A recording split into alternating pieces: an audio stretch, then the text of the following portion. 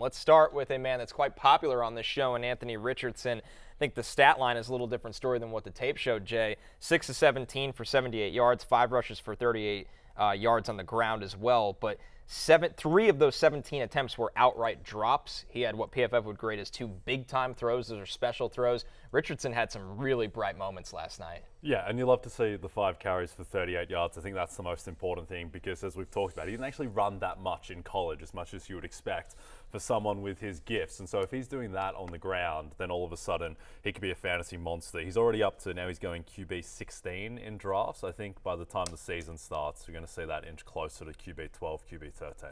I would agree with that. Look, he did some good things. He did some bad things. And by the way, that's going to be a theme throughout the year. But we talked about it yesterday. If you think about like the final 5 games last year of Deshaun Watson, who looked as bad as any quarterback has looked in the NFL in quite some time, right? I mean, for somebody that's in theory a starter. Deshaun Watson looked awful, and yet still over the final 5 games last year, he was QB 16 on a points per game basis. Like, he looked as bad as a quarterback can look on a low-scoring offense, and he was still middle of the pack because of the rushing. That is what rushing does. And so Anthony Richardson, who I think is going to be, much better than Deshaun Watson's last 5 games last year, has that kind of floor. It's not always going to be pretty, but Anthony Richardson, I think, top 5-ish fantasy quarterback is within the range of outcomes. Again, I've said all along, I have him at 12, and I'm probably a little bit too low on him. I will say this. I have my 8 quarterbacks, right? I have my 8 quarterbacks. I have it, Hurts, Allen, Mahomes, Lamar Jackson, Herbert, Burrow, Fields, Lawrence. Those are my top 8 in order. After those 8, I currently have Watson at 9, but if you took Richardson at 9, I got no issue with it.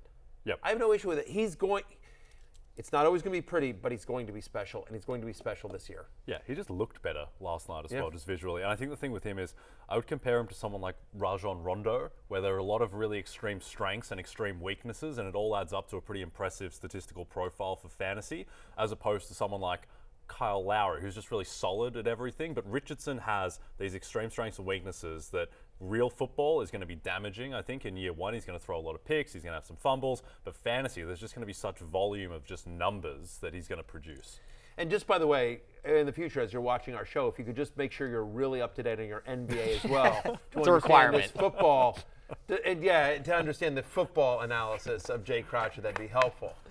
Cricket, should we also study cricket? Is there Talk Greg Blewett? Right, exactly. Divanudo? Yeah, exactly. Is anything like that? Any Brisbane Lion that you can compare to Anthony Richardson? You remember the team. There you That's go. what we were saying last time, Brisbane Beaters. The Brisbane Beaters. Not a team or a It franchise. should be. Yeah. It should be. Yeah. All right. Let's look at the Steelers side of things. Of course, Najee Harris and Jaylen Warren both getting some work in this game. Najee 4 carries for 18 yards and a touchdown.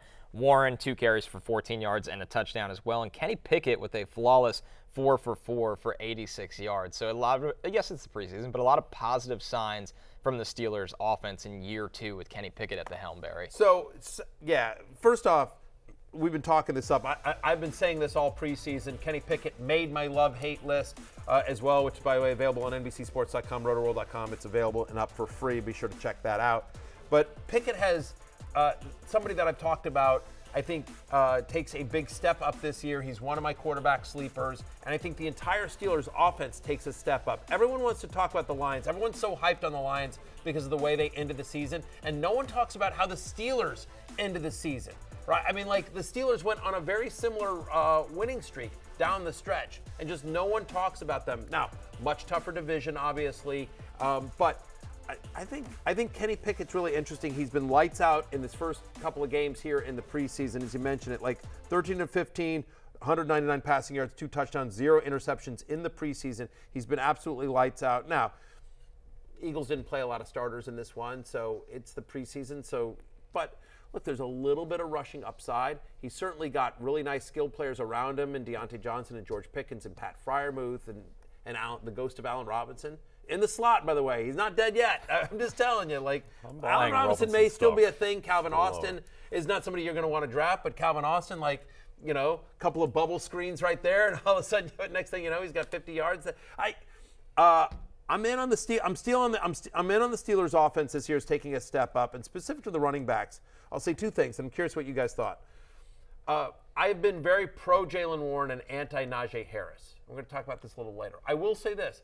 Najee Harris looked better last night than he's seen him. He looked a little bit more spry. They actually did a passing play to him where he took it, just like a little dump off, but like nice yards after the reception. If they use him in the passing game at all, which was something they did in his rookie year, it becomes a little bit more interesting. So it was positive, I thought, a positive performance for Najee Harris, but still, Jaylen Warren continues to be the story. Back-to-back preseason games with a rushing touchdown. His rushing touchdown in this one was a pretty nice run where he kind of pushed off a defender. Like, he should have been tackled at the 3-yard line. And so Warren, who I don't think gets credit as a bruising running back, bullied his way into the end zone on that one, Connor. He's creating his own yards, and I think that's something the Steelers will really value with him. Najee's typically a player that will run through someone or jump over them, and I think Warren just brings a different change of pace to this backfield, which is probably why they're trying to get him more work this year. Yeah, in the mock that we're doing at the moment, I just got Najee in like the 6th round. He was I had to look up that he free-falling. didn't like do his ACL Same. last Yeah. night. I just didn't understand that.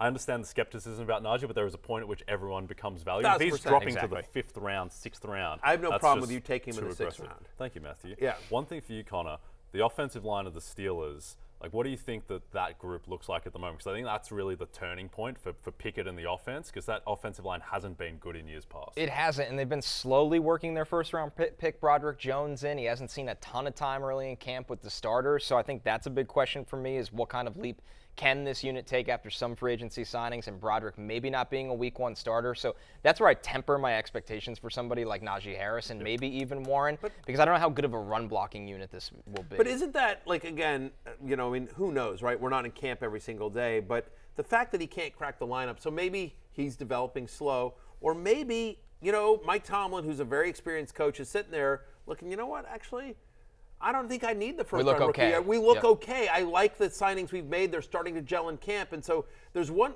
you could look at it just saying like it's a disaster and they drafted poorly and this kid's going to be a bust. There's another way to look at it saying like, actually, like the team is gelling. The fact that the first round pick can't make the starting lineup immediately is actually a pretty good sign that the line might be better this year. And I think he'll be in good shape, Broderick Jones. I do too. Yeah, so I'm not worried about the selection there at all. And their line should take steps forward. And I think the most important thing is year 2 Kenny Pickett. He will get the ball out even faster, which is something that you saw signs of when he had the breakout seasons at Pitt.